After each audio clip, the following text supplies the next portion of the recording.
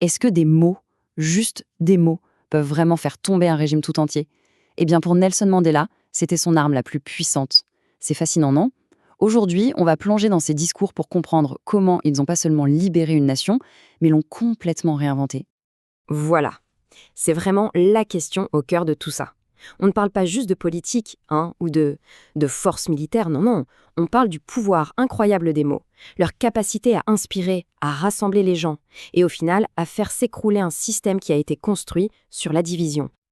Alors, pour vraiment saisir la puissance des discours de Mandela, il faut d'abord qu'on se représente le monde qu'il voulait changer. C'est un monde qui se résume en un mot qui fait froid dans le dos, l'apartheid. Apartheid. Rien que le mot, il sonne dur, vous ne trouvez pas? Mais la réalité, elle, était bien pire. Ce n'était pas juste de la ségrégation, vous savez. C'était un système, vraiment pensé dans les moindres détails pour déshumaniser, pour contrôler. Et tout ça inscrit noir sur blanc dans la loi pendant plus de 40 ans. Et ce système était d'une précision glaçante. Imaginez un peu, le Group Areas Act, qui disait où les gens avaient le droit de vivre simplement en fonction de la couleur de leur peau. D'autres lois leur interdisaient l'accès à des jobs qualifiés, ou même de créer des syndicats. Le nom officiel, c'était le développement séparé. Ironique, non? Parce que dans la réalité, c'était une domination totale et un asservissement économique pur et simple. Alors, face à un système aussi oppressif, forcément, il allait y avoir une réponse. C'était inévitable. La grande question, c'était comment résister? Et la réponse à cette question, eh bien, elle va évoluer de façon assez radicale.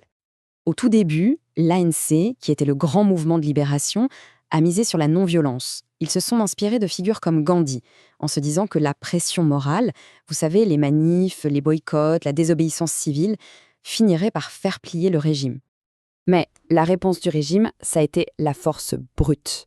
Et le point de rupture, le vrai point de non-retour, ça a été le massacre de Charpeville en 1960. La police a tiré sur des manifestants pacifiques. Bilan, 69 morts. Ce jour-là, tout espoir d'une solution pacifique a été noyé dans le sang. Et ce changement de cap, c'est Mandela lui-même qui l'explique le mieux. Face à cette violence de l'État, l'ANC a senti qu'elle n'avait plus le choix. Comme il le dira plus tard à son procès, la décision de créer Umkhonto we Sizwe, la branche armée du mouvement, ce n'était pas un choix, c'était une réaction. Bien sûr, cette décision a eu un coût personnel immense pour lui. Mandela a été arrêté, jugé et emprisonné. Il va passer près de 30 ans derrière les barreaux. Mais, et c'est là tout le paradoxe, c'est dans le silence de sa cellule que sa voix va devenir plus puissante que jamais. Pendant son procès, le fameux procès de Rivonia, il risquait la peine de mort. Et là, face à ses juges, il n'a pas cédé d'un pouce. Quand il a dit « c'est un idéal pour lequel je suis prêt à mourir », ce n'était pas juste une belle phrase, c'était une déclaration de foi absolue qui a fait le tour du monde et qui a transformé ce procès en une véritable tribune internationale. 27 ans. Prenez juste un instant pour y penser. Presque 3 décennies. Une vie. C'est le prix qu'il a payé pour ses convictions, pour la liberté de son peuple. C'était une condamnation à l'oubli, mais il a réussi à transformer chaque jour de ses 27 ans en un symbole de résistance. Le régime pensait vraiment qu'en l'enfermant sur l'île de Robben Island, ils allaient l'effacer, le faire taire. Grosse erreur. En fait, ils ont fait tout le contraire. Ils ont transformé un homme en mythe. Son nom est devenu un cri de ralliement partout dans le monde. Et puis, un jour, le monde entier a les yeux rivés sur sa télévision. Il est libéré. Et c'est là, dans les années cruciales qui ont suivi, qu'on va voir Mandela manier le pouvoir des mots de 3 manières bien spécifiques, très puissantes. Un historien, François-Xavier Fauvel, a décrit ça comme les 3 rôles, le père, le prêtre et l'ancêtre. On va voir ça ensemble. Le 11 février 1990. La scène est absolument historique. Des millions de gens partout sur la planète sont suspendus à ses lèvres. Après 27 ans de silence, qu'est-ce qu'il allait bien pouvoir dire ? Et ces premiers mots ne sont pas des mots de victoire personnelle ou de vengeance. Pas du tout. C'est un appel à continuer le combat. Il dit très clairement « Ma libération, ce n'est pas la fin de la lutte.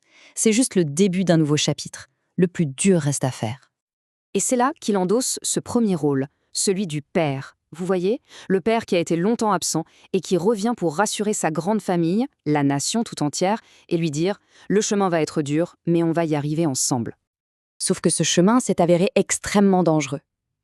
3 ans plus tard, en 1993, le pays est au bord de l'explosion. Un leader noir très populaire, Chris Hani, est assassiné par un extrémiste blanc. Et là, la colère est telle que tout menace de basculer dans la guerre civile. C'est à ce moment précis, ce moment de crise absolue, que Mandela endosse son deuxième rôle, celui du prêtre. Il passe à la télévision et il ne parle pas comme un politicien, il parle comme un guide moral. Il appelle au calme, à la dignité. Et sa voix, son autorité, réussissent à calmer le jeu et à empêcher le pays de sombrer dans le chaos. Et enfin, le grand jour arrive. Le 10 mai 1994, c'est l'aboutissement de toute une vie de lutte. Nelson Mandela prête serment. Il devient le premier président démocratiquement élu d'une Afrique du Sud enfin libre. C'est un moment que beaucoup de gens pensaient ne jamais connaître. Et là encore, ces mots sont incroyables. Il ne parle pas de victoire ni de revanche, il parle de création. C'est là qu'il lance cette idée de nation arc-en-ciel, une vision magnifique, inclusive où chacun a sa place.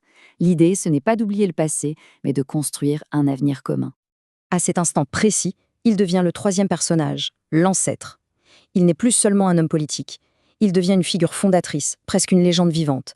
Ces mots posent la première pierre du nouvel État démocratique. C'est lui qui écrit le premier chapitre de la nouvelle histoire de l'Afrique du Sud. Mais bien sûr, devenir président, ce n'était pas la fin du chemin. C'était le début d'une autre étape, peut-être la plus difficile. Comment transformer cette belle vision en une réalité politique ? Son héritage nous rappelle que cette longue marche vers la liberté, comme il l'appelait, n'est en fait jamais terminée. Et concrètement, son mandat a été marqué par des actes de courage incroyables. La commission Vérité et Réconciliation, par exemple, c'était une idée de génie. Le but n'était pas la vengeance, mais la guérison. Permettre au pays de regarder son passé en face. Tout ça soutenu par une nouvelle constitution qui garantissait les droits pour tous. L'objectif, c'était vraiment de guérir l'âme de la nation. Et ça nous ramène à l'idée la plus forte de son héritage. Pour Mandela, être libre, ce n'est pas juste se débarrasser de ses propres chaînes, c'est beaucoup plus que ça. C'est vivre d'une façon qui respecte et qui renforce la liberté des autres. Ce qui nous laisse avec une question qui est toujours d'actualité.